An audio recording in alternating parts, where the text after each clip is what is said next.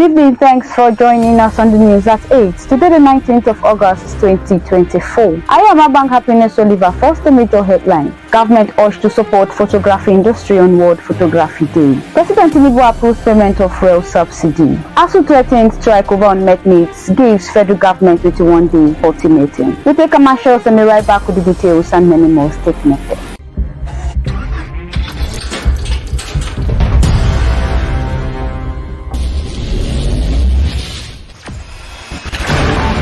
Experience the smooth and strong feeling that consistently surpasses expectation. Leading the way in high-performance lubricants, Master Supermoto Oil is as durable as titanium.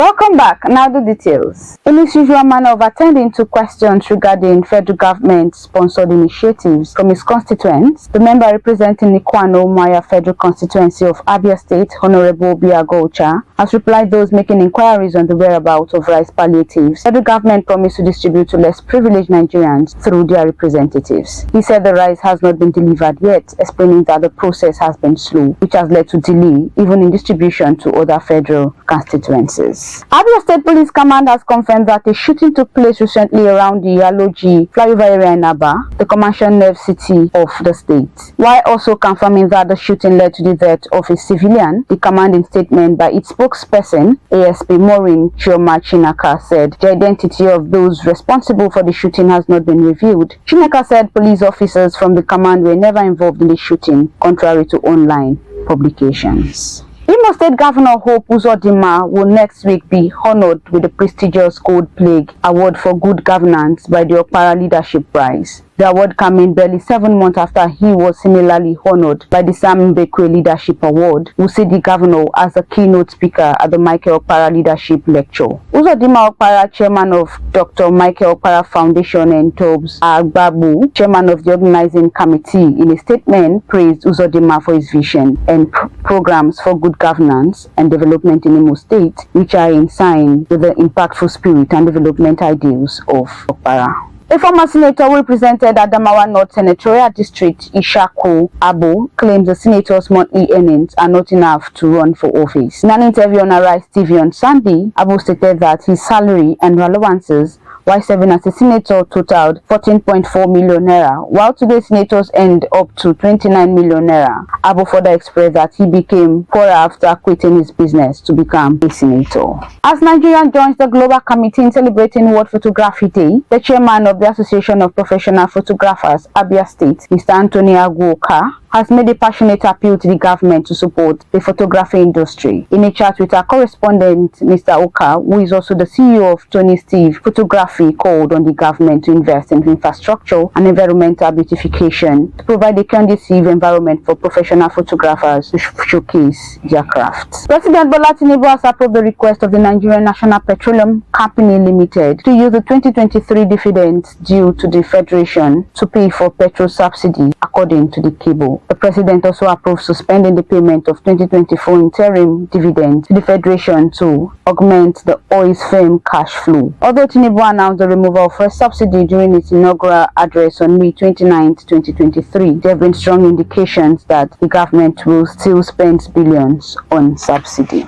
President Bola Tinubu will travel to France today, the presidency has said. The special advisor to the president on media and publicity, Ajurunga Lili, disclosed this in a statement on Sunday. He said Tinubu will return to the country after his stay in the European nation. President Bola Tinubu went back on a trip to France on Monday, August 19, departing from Abuja, the nation's capital. The president will return to the country after his brief work stay in France, Reuters statement read. The Academic Staff Union of University has resolved to give the federal government a 21-day ultimatum in line with labor law over unmet needs. The decision to issue the federal government the ultimatum was taken at the National Executive Council meeting held at the University of Ibadan from Saturday 17th to Sunday 18th August 2024. A source told Daily Sun that the crucial neck meeting also directed ASU branches to conduct a referendum on whether to embark on a strike or not, a definite strike or a staggered strike. Chairman, Finance and Budget Committee of the Economic Community of West African States Parliament, Right Honorable Benjamin Okezie Kalu, has disclosed that the legislative arm of the regional body will intensify its oversight functions on the executive arm to ensure that the finances are judiciously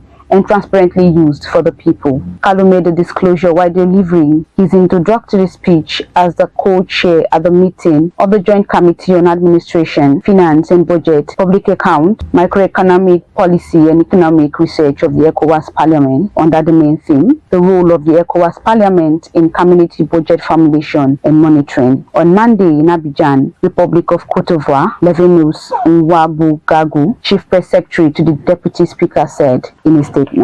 On business news, the Nigerian Electricity Regulatory Commission has issued permits to Golden Penny Power Limited, MTN Communications Nigeria Limited, Haven Hill Synergy and others for mini-grid electricity generation. The NEC said it issued 9 new off-grid generation licenses in the first quarter of 2024 with a gross capacity of 109.69 megawatts and 3 new trading licenses. According to a report by the Commission, Golden Penny Power Limited got a license to build 6 off-grid gas plants in Lagos, Oyo, Ogun, and Cross River states. The total capacity is 100 megawatt. On sports news, in a move that's been hailed as a triumphant return, Odinaka Francis has signed with Eyimba FC, the club where his football journey first began. The midfielder's rags to riches story is an inspiration to many, having risen from humble beginnings as a ball boy to become a star player. Sports news brings us to the end of the news at 8, but before we go, a recap of our major headlines. Governor urged to support photography industry on World Photography Day. President Tinubu approves payment of fuel subsidy.